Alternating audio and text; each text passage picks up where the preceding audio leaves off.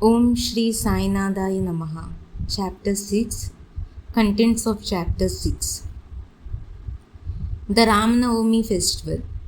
Repairs to the Masjid. Before describing the Ram Navami's festival and Masjid repairs, the author makes some preliminary remarks about the Sadguru. Efficacy of Guru's touch. When the Sadguru is the helmsman, he is sure to carry us safely and easily beyond the worldly ocean. The word Sadguru brings to the mind Sai Baba. He appears to me as if standing before me and applying Udi, scared ashes to my forehead and placing his blessing hand on my head. Then joy fills my heart and love overflows through my eyes. Wonderful is the power of Guru's touch. The subtle body, consisting of thoughts and desires, could not be burnt by the world dissolving fire, but it is destroyed by the mere touch of Guru's hand, and the sins of many past births are washed away. Even the minds of those who feel annoyed when they hear religious talk attains calmness. Seeing Sai Baba's handsome form chokes our throats with joy, makes the eyes overflow with tears, and overwhelms the heart with emotions. It awakens in us, I am the Brahman consciousness manifests in us, and the joy of self realization dissolves the distinction of I and thou, and immediately makes us one with the Supreme Being, one reality. When I begin to read scriptures, at every step I am reminded of my Sadguru, and Sai Baba assumes the form of Rama or Krishna and makes me listen to his life. For instance, when I sit and listen to Bhagavat, Sai becomes Krishna from top to toe, and I think he sings the Bhagavat for the welfare of his devotees. When I begin to talk, I at once remember Sai's stories to enable me to give suitable illustrations. When I myself start to write anything, I cannot compose a few words or sentence. But when he, of his own accord, makes me write, I go on writing and there is no end to it. When the displeased egoism props up, he presses it down with his hands and gives him his power, makes him gain his object, and then thus satisfies and blesses him. If anyone prostrates before Sai and surrenders heart and soul to him, then unsullied the main objects of life, dharma, righteousness, artha, wealth, kama, desire, and moksha, deliverance, are easily attained. The four paths of karma, jnana, yoga, and bhakti, devotion, led us separately to God. Of these, the path of bhakti is thorny and full of pits and ditches, and thus is difficult to traverse. But if you, relying on your Sadguru, avoid the pits and thorns and walk straight, it will take you to the ultimate destination, God. After philosophizing about the self existent Brahman, his power Maya to create this world, the world thus created, and stating that these three are ultimately one and the same, the author quotes Sai Baba's words, guaranteeing the welfare of his devotees. There will never be any dread or scarcity of food and clothes in any devotee's homes. It is my special characteristic that I always look and provide for the welfare of those devotees who worship me wholeheartedly, with their minds and always fixed on me. Lord Krishna had also said the same in the Gita. Therefore, strive not for food and clothes. If you want anything, beg of the Lord, forget worldly honors, try to get the Lord's grace and blessings, and be honored in his court. Do not be deluded by worldly honor. The form of deity should be firmly fixed in one's mind. Let all the senses and mind be devoted always to the worship of the Lord, and there let be no attraction for any other thing. Fix the mind in remembering me always so that it will not wander elsewhere towards body, wealth, and home. Then it will become calm, peaceful, and carefree. This is the sign of the mind being well engaged. If the mind is vagrant, it cannot be called well merged. After quoting these words, the author goes on to relate the story of the Ram Navami festival in Shirdi. As Ram Navami is the greatest festival celebrated in Shirdi, another fuller account, as published in the Sai Leela magazine of 1925, is also referred to, and a summary of the festival as related in both these accounts is attempted here. Origin. Mr. Gopalda Gund was a circle inspector at Koprangaon. He had a great devote of Baba. He had 3 wives but initially had no children. With Sai Baba's blessings, a son was born to him. Due to the joy that he felt about this, the idea of celebrating a fair or Utsav occurred to him in the year 1897, and he placed it for consideration before other Shirdi devotees like Tatya Patil, Dada Kote Patil, and Madhavrao Deshpande Shyama. They all approved of the idea and got Sai Baba's permission and blessings. Then an application to get the collector's sanction for celebrating the Urs was submitted. But as a village official was against holding the fair, the sanction was refused. But as Sai Baba had blessed it, they tried again and ultimately succeeded in getting the collector's sanction. The day for the Urs was fixed on the Ram Navami day after consultation with Sai Baba. It seemed he had some reason for doing this. The unification of the two fairs or festivals, the Urs and the Ram Navami, and thereby the unification of two communities, the Hindus and the Muslims. As future events showed, the objective was achieved. Though permission was obtained, other difficulties cropped up. Shirdi was a small village and there was a scarcity of water. There were 2 wells in the village. The main well dried up very soon. The water from the second was brackish. This brackish water was turned into sweet water by Sai Baba by throwing flowers into it. The water of this well was still insufficient, and so Tatya Patil had to arrange to get water from distant well. Then temporary shops had to be constructed and whistling boats were arranged. Gopalrao Gund had a friend named Damu Anna Kasar of Ahmednagar. He was also similarly unhappy in the matter of progeny, though he had married twice. He too was blessed with Sai Baba with science, and Mr. Gund prevailed upon his friend to prepare and supply a simple flag for the procession in the fair. He also succeeded in inducing Mr. Nana Sahib's Nimonkar to supply another embroidered flag. Both these flags were taken in procession through the village and were finally fixed at 2 corners of the masjid. This is being done even now. The Sandal Procession.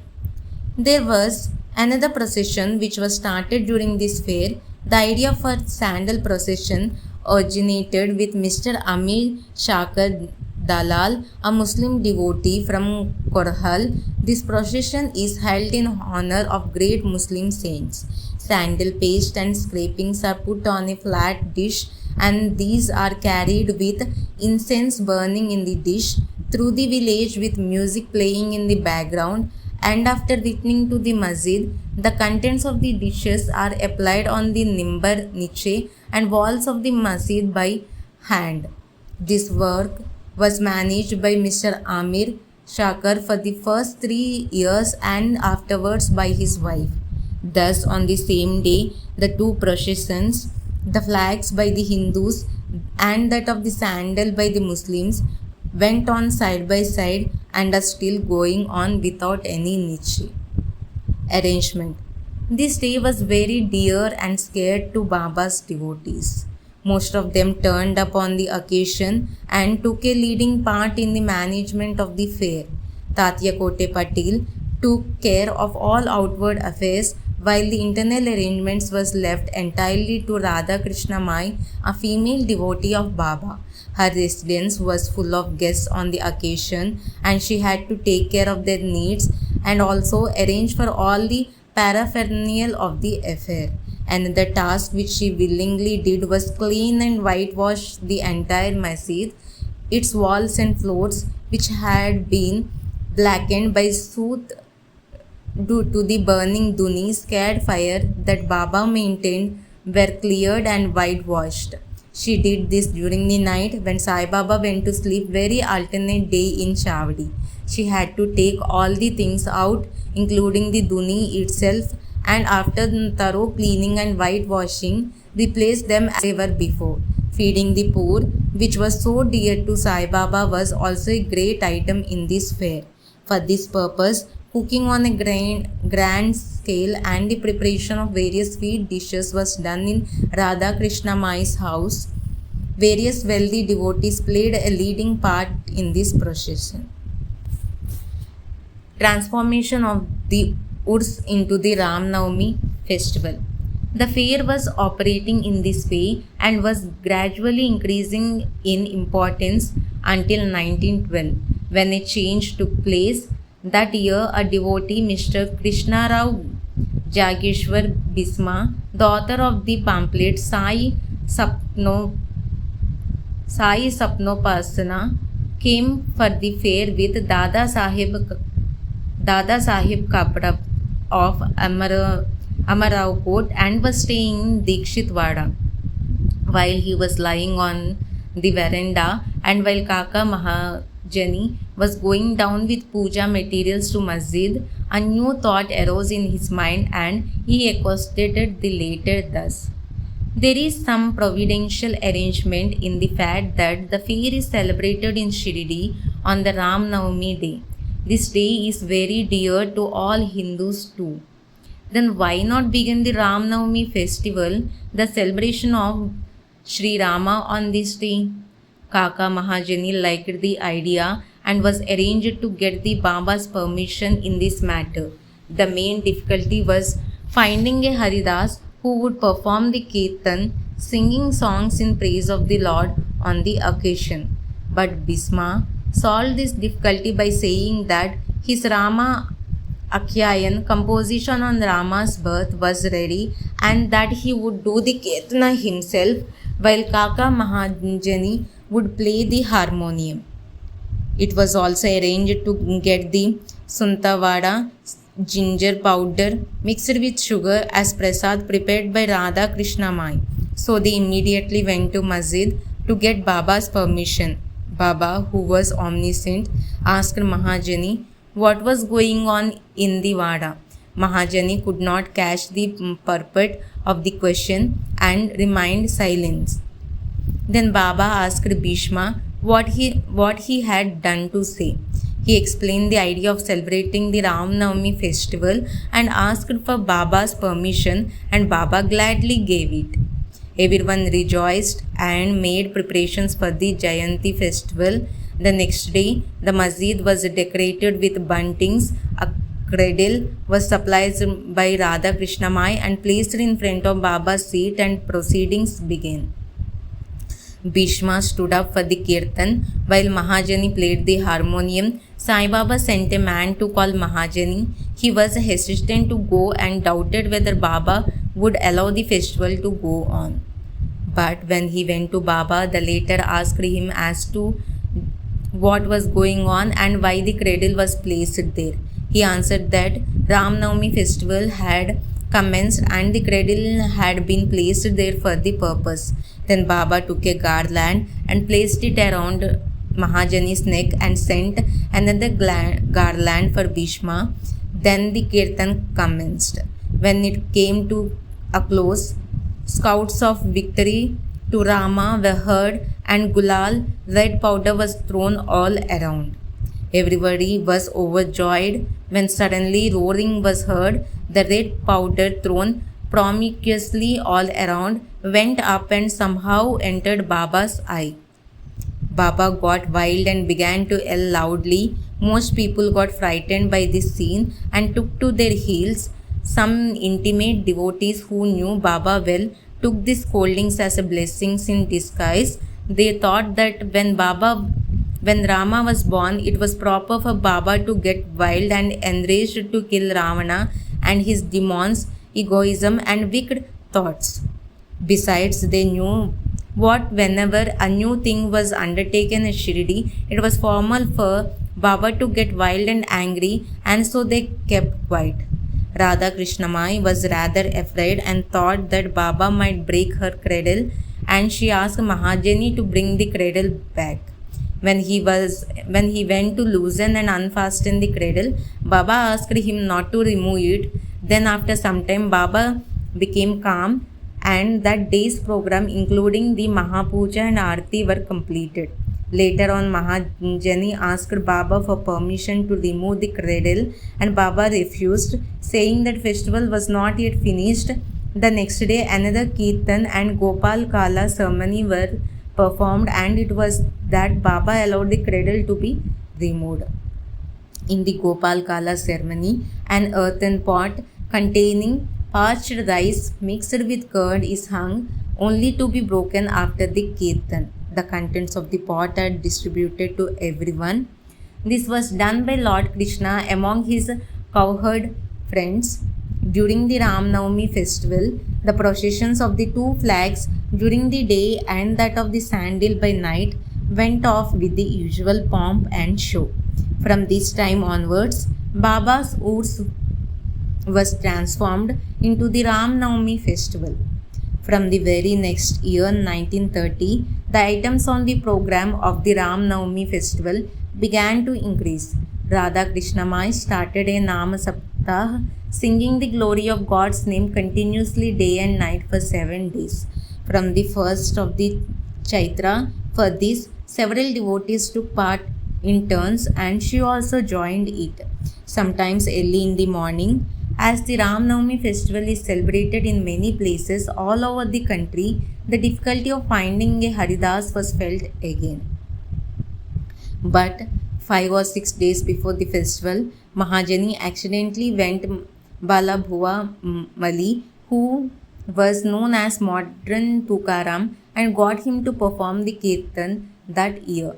The next year, 1914, Balbua Satakar was Brihad Siddh Kavat could not perform as a Haridas in his own town, as plague was raging in his town. So he came to Shirdi, and with Baba's permission, which was secured through Kaka Sahib Dikshit, performed the Kirtan and was sufficiently recompensed for his labor. The difficulty of getting a new Haridas every year was finally solved in 1914. Sai Baba entrusted this function to Das Ganu Maharaj permanently. He successfully conducted the Kirtans for several years. In 1912, this festival has grown gradually every year. From 8th to 12th of Chaitra, Shirdi looked like a beehive of people. Shops began to increase, celebrated wrestlers took part in whistling bouts, and feeding of the poor was done on a grander scale. The hard work and sincere efforts of Radha Krishnamai turned Shirdi into a Santan organization. Paraphernalia increased to a beautiful horse, a palanquin chariot, and many silver things, pots, buckets, pictures, and mirrors, etc., were donated for the festival. Elephants were also sent for the procession. Through all this paraphernalia increased substantially, Sai Baba ignored all these things and maintained his simplicity. It is to be noted that both Hindus and Muslims have been working in unison during both the processions and during the entire festival. There has been no hitch or quarrel between them so far. At first, about 5,000 to 7,000 people used to attend, but that figure went up to 75,000 in some years, and yet there has been no outbreak of any epidemic or riots worth mentioning in all those years.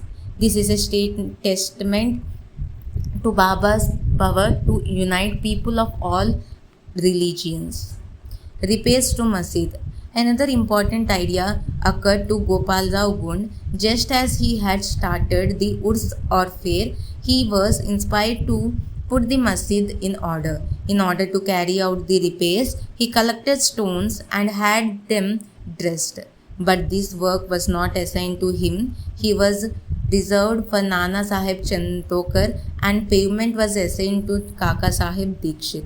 At first, Baba was unwilling to allow them to have this work done, but with the intervention of Mahalasapti, a close devotee, his permission was secured. When the masjid payment was completed in the masjid, Baba began to use a small cushion pad for his seat, discarding the usual piece of sackcloth used till then.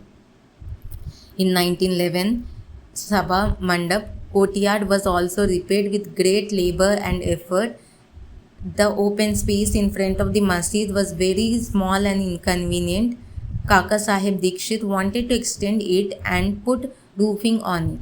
At great expense, he brought iron posts, pillars, and trusses and started the work. At night, all the devotees worked hard and fixed the posts. Baba, when he returned from Chavadi the next morning, uprooted them all and threw them out. Once it so happened that Baba got very angry, caught a pole with one hand and began to shake and uproot it, and with the other hand held Tatia Patel's neck. He took by force Tatia's peta, piece of cloth that is tied on the head like a turban, struck a match, set it on fire and threw it in a pit. Baba's eyes flashed like burning embers and no one dared to look at him. Everyone got terribly frightened. Baba took a rupee from his pocket and threw it there as if it were an offering on an auspicious occasion. Tatia was also very frightened. No one knew what was going to happen to Tatia and no one dared to interfere. Bagoji Shinde, the leper devotee, made a bold advance but was pushed away by Baba. Madhav Rao was also similarly treated and was pleated with pieces of brick. All those who went to intercede were similarly dealt with. But after some time, Baba's anger cooled. He sent for a shopkeeper, brought from him an embroidered peta and tied it on Tatia's head as if he was being given a special honor. Everyone was wonder-struck to see Baba's strange behavior. They were at a loss to know what enraged Baba so suddenly, what had led him to assault Tatia Patel, and why his anger cooled down the very next moment.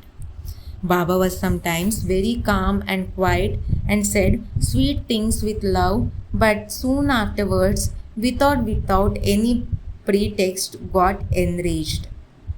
Many such incidents may be related, but I do not know which to choose and which to omit. I therefore refer to them as Baba inspires me to. Bow to Sri Sai Baba, peace be to all.